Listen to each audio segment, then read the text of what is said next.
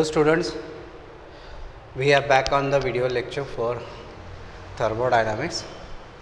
In the previous lecture we were up to numerical calculations based on equation for work done in a reversible and irreversible process. Now in present lecture we are going to start the new section in thermodynamics and we will move with the terms. So today we are going to start with a term internal energy, based on which first law of thermodynamics is stated. Okay. The first law of thermodynamics we would see lateral to internal energy. Now first we will see what is mean by internal energy. Is this one is visible?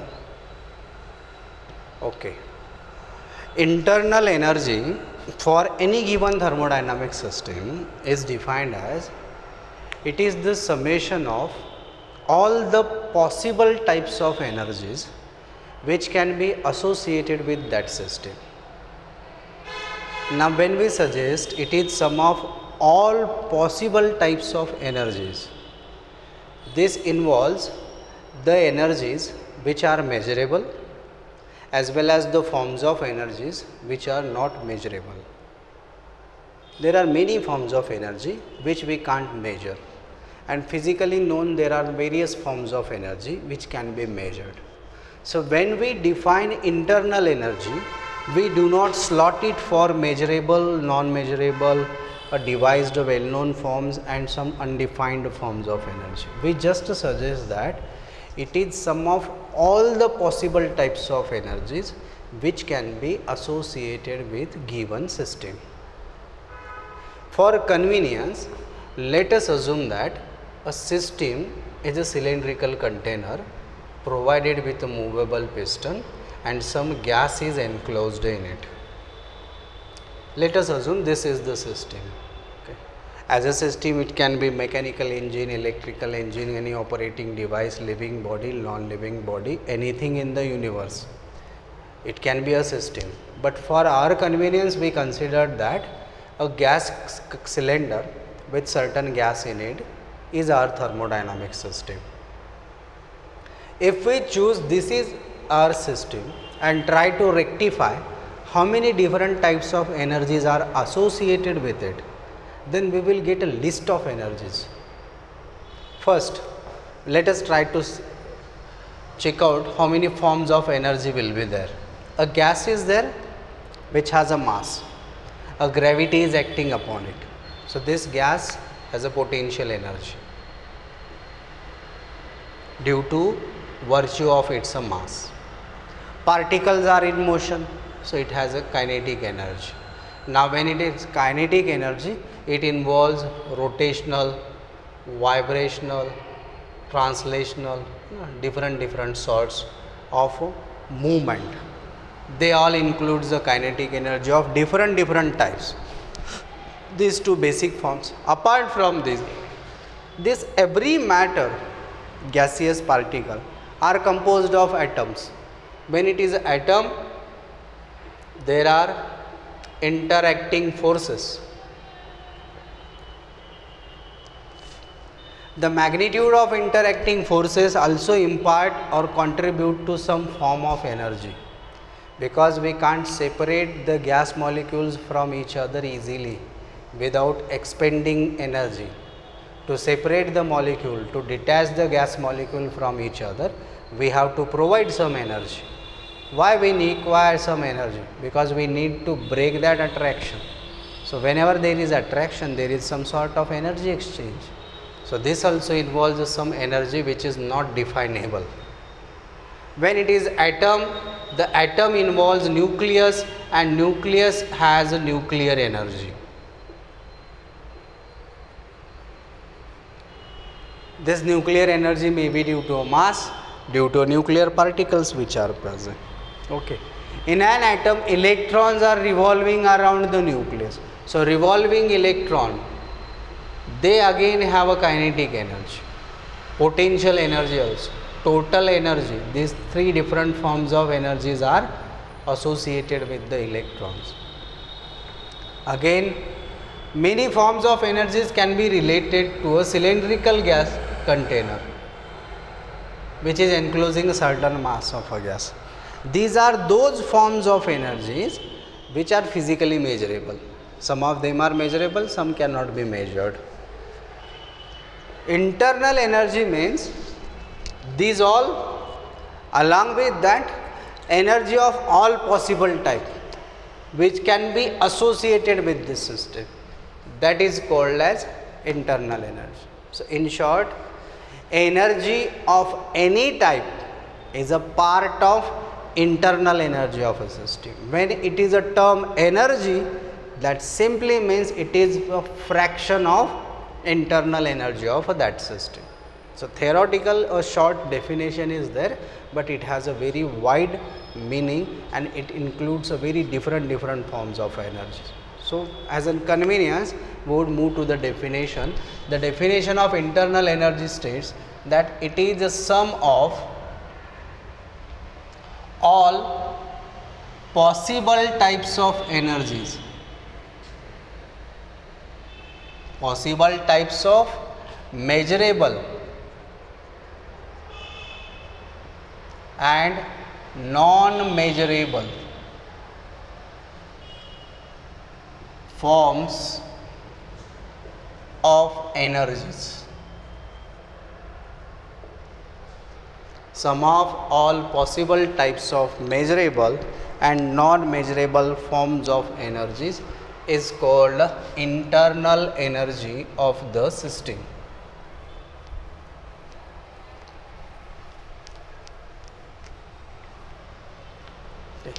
As an characteristics, internal energy of a thermodynamic system is a state function. State function, we have seen this one, state function and path function. The thermodynamic property which depends on initial and final step only, not on the progress, is called a state function. So internal energy is a state function and its absolute value is not measurable.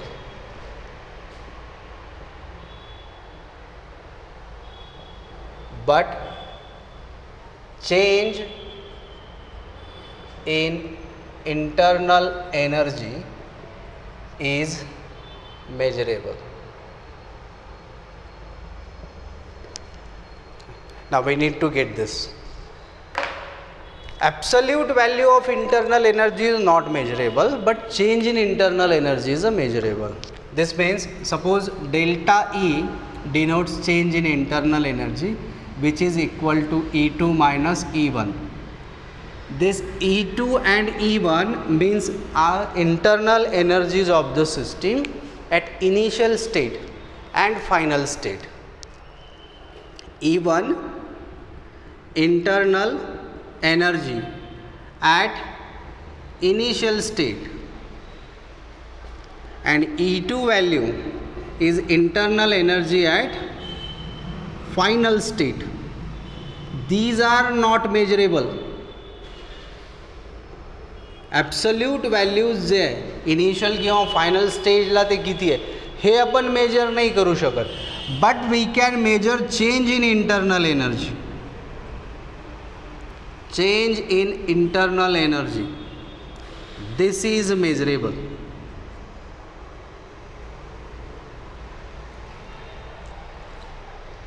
Might be confused. A certain property for which we don't know initial and final value, then how can we state how much difference is there in a value? Yes, we can state it. Easy it is. Get back to the definition. What is internal energy?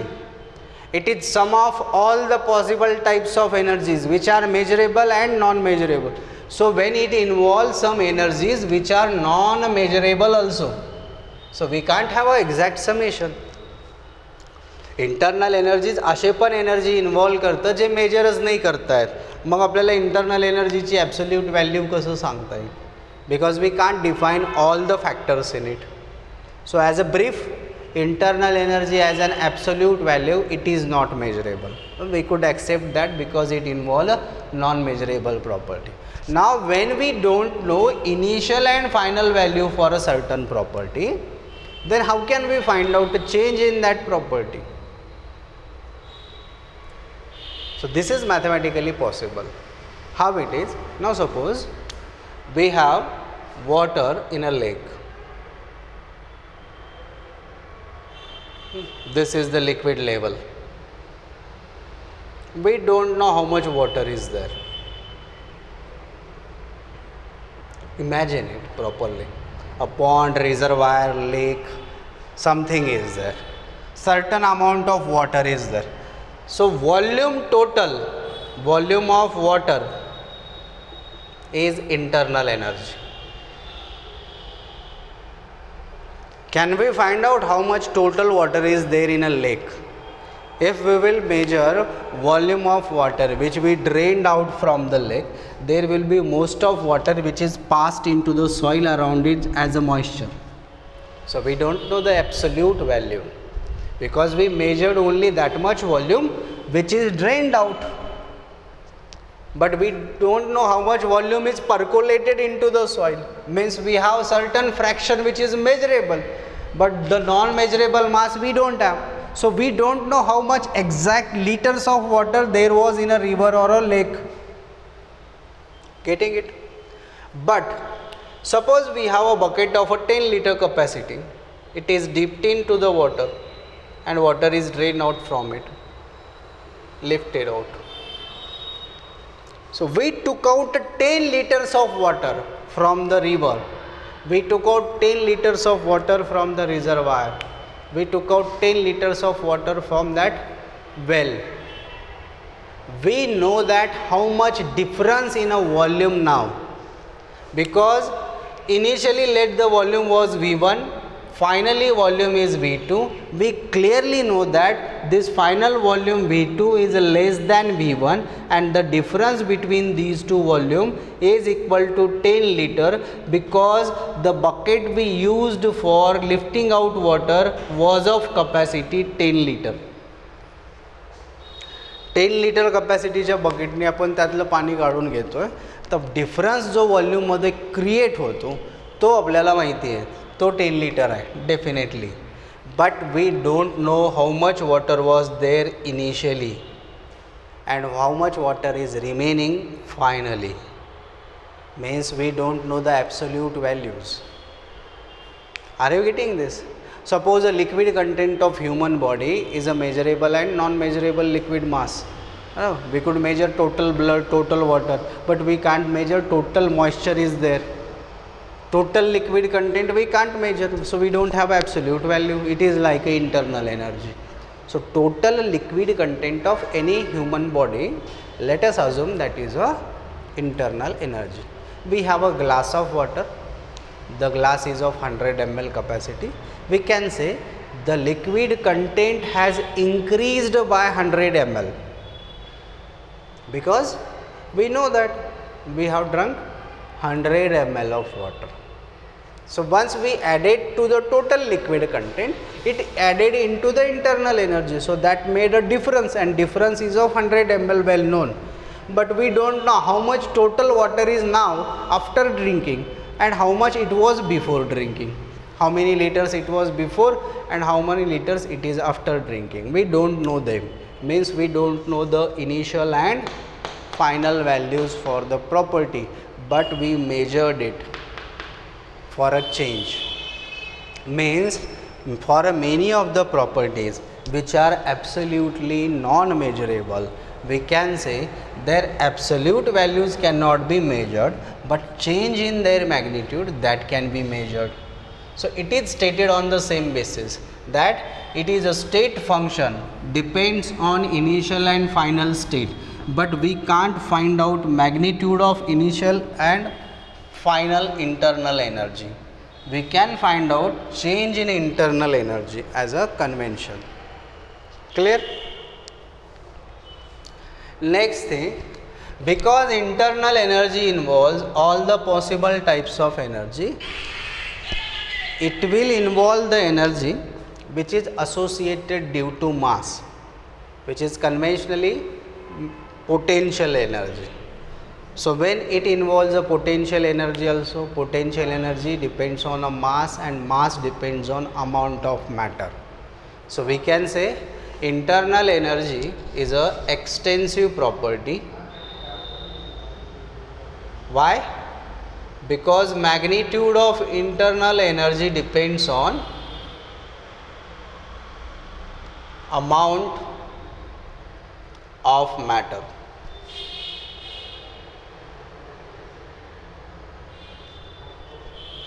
Two of the chemical characteristics we have discussed here, both are very important. Internal energy is sum of all the possible types of energies which may be associated with the given system. Second thing, internal energy is a state function. State function means it depends on initial and final energy, final state only. For the internal energy, we can't have absolute values of it, initial value and final value, but we can measure a change in magnitude. How we measure that we will see later. And it is extensive property because it involves that fraction of energy also which include the energies associated due to mass of the system. Dependence on the mass indicate it's a dependence on the matter, and dependence on the matter is a extensive nature of the given physical property. Okay. Now the term internal energy is related to first law of a thermodynamics, which we will see next to this one. Okay. Now prior to this, we have seen law of conservation of energy, which was related to energy interconversion and some regulations of that. First law of thermodynamics is nothing but purely law of conservation of energy it is. Okay. So next to internal energy, we will see first law of thermodynamics. We can say law of conservation of energy is basically one of a statement from first law of thermodynamics. FLOT is the abbreviation used for a first law. Now what first law of thermodynamics state? It involves the statement which are given in a law of conservation of energy. What is the first statement in a conservation? Conservation of energy states total energy of universe is always constant.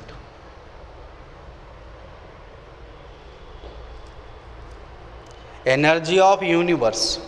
Universe involves two fragments according to thermodynamic point of view. It involves a system and surrounding. So this suggests that total energy of universe is always constant. This can be applied to thermodynamic system, that total energy or total internal energy of isolated system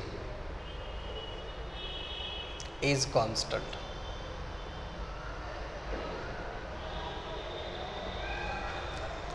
Now what is internal energy? It is sum of all the possible types of energies associated with the system. This we discussed now. What is isolated system? The system which can never exchange energy with the surrounding.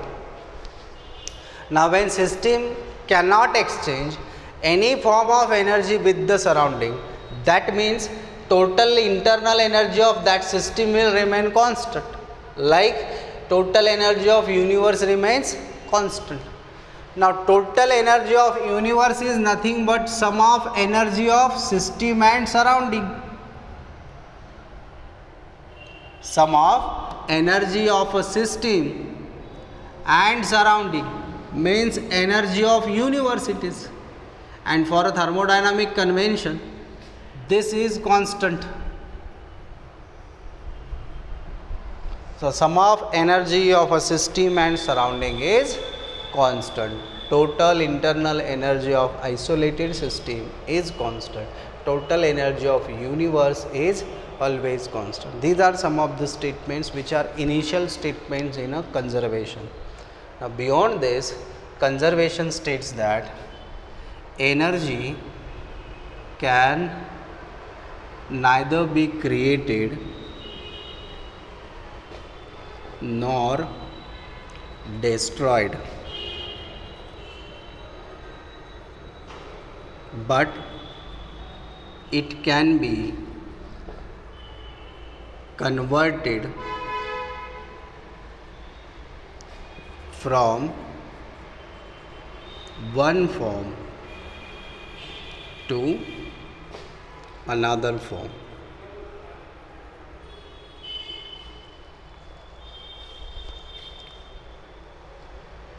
Energy is a interconvertible. Various forms of energies are there. They are interconvertible.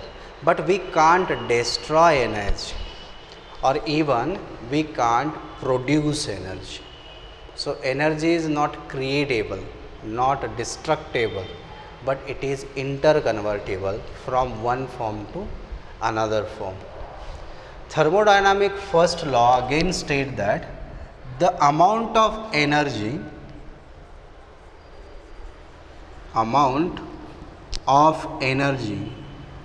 disappear in one form is equivalent to amount which reappear in some other form.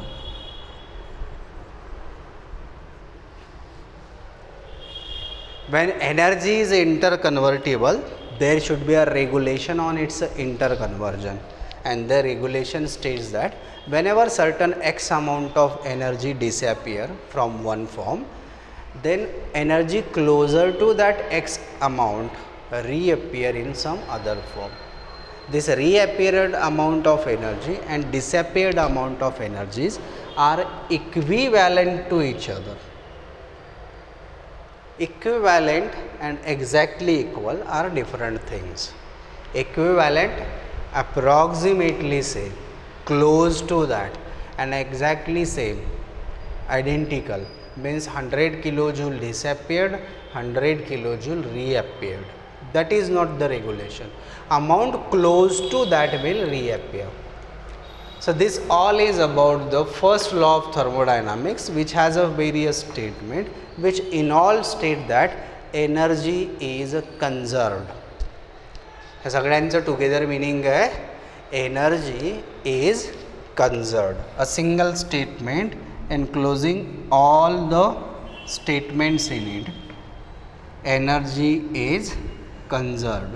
Conservation itself stands for neither created nor destroyed, remains constant, can be interchanged, equivalence in an interconversion, that all is enclosed in the same statement.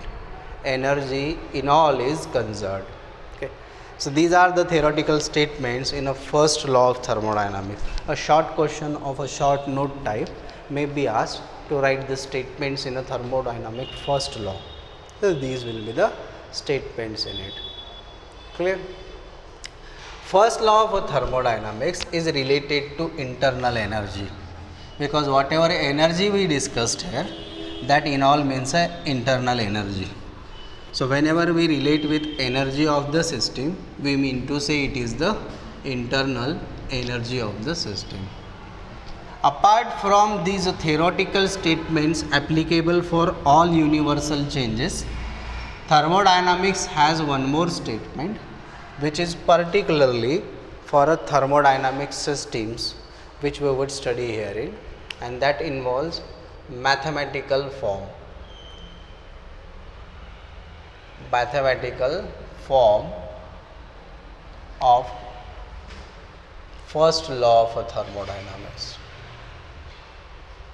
Now this particular form is related to system and various changes in that system. Now what this form states? In this mathematical conclusion, thermodynamics systems shows a particular characteristics.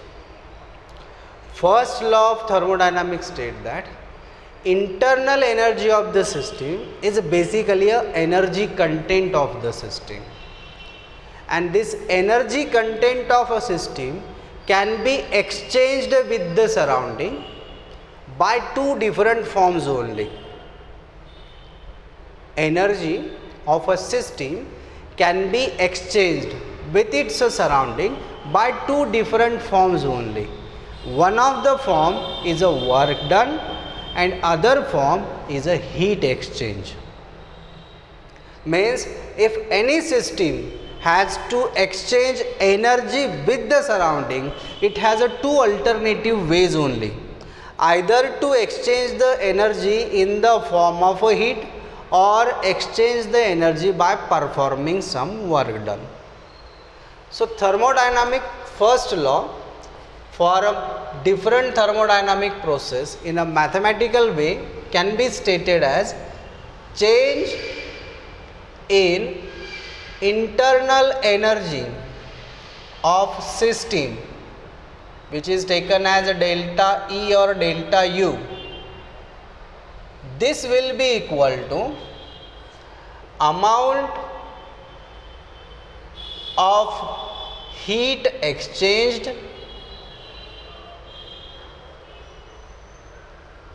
plus work done.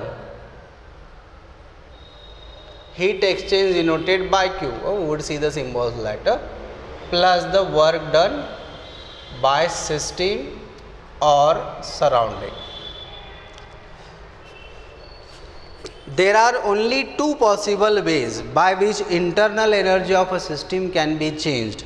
If we need to add some energy to any system, then we can add the energy to that system either by providing heat or by doing some work on that system. If we want to withdraw some energy from any system, then either release the heat from that system or allow that system to perform work on the surrounding. Exchanging energy with the surrounding is possible by two ways only. One of way is a heat exchange and other way is a work done. So if we state mathematically, we can say change in internal energy is equal to heat exchanged Q plus work done W. Now heat and work both are path functions, Q and W. They are path functions. And internal energy change, this is a state function. So from the mathematical form for a first law of thermodynamics, we have one more conclusion that sum of two path functions can be a state function. These two are path function and their summation is a state function. Clear with it?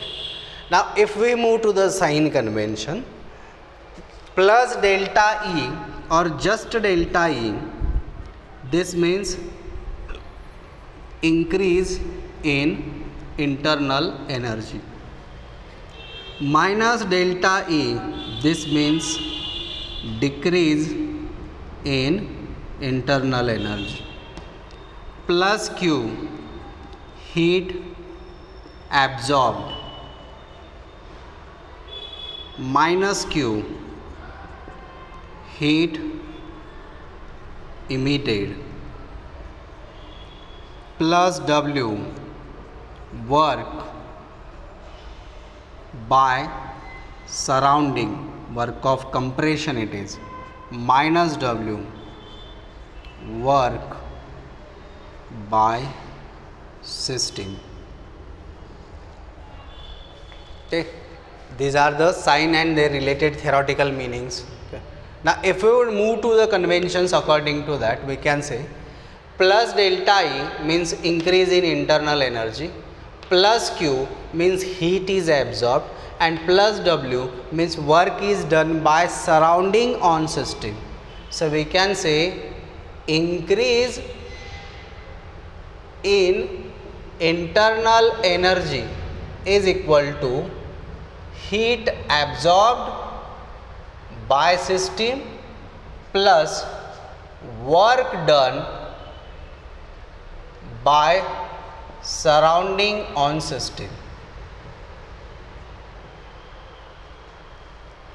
Increase in internal energy of system is equivalent to amount of heat absorbed by that system plus amount of work done by surrounding on that system. That will be conventionally increase in internal energy, which will be taken as plus delta E equals to Q plus W, which means plus delta E equal to plus Q plus W. On converse, if we have the decrease in internal energy,